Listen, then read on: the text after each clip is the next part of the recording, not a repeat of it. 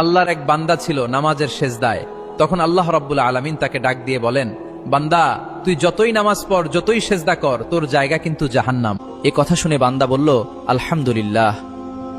আল্লাহ তখন বলে, এই বান্দা, জাহান্নামের কথা শুনে কেউ কি আলহামদুলিল্লাহ কয়? বান্দা তখন বলে, আল্লাহ, জাহান্নামের মালিকও তুমি, জান্নাতের মালিকও তুমি। তুমি আল্লাহ খুশি হয়ে যদি আমাকে জাহান্নামও দাও, তাও আমার আপত্তি করার কোনো অধিকার নেই। আল্লাহ তখন বলেন, বান্দা, জাহান্নামে গেলে তুই পুড়ে যাবি, তোর খুব কষ্ট হবে। বান্দা তখন বলতেছে, আল্লাহ, কষ্ট শুধু আমার হবে না, তোমারও হবে।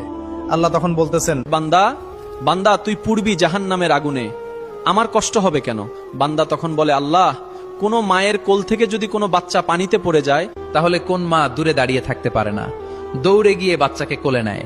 আমার বিশ্বাস ওই মায়ের চেয়ে কোটি কোটি গুণ দয়া তোমার বেশি। আমাকে জাহান্নাম দিলে তুমিও আল্লাহ শান্তি পাবে না।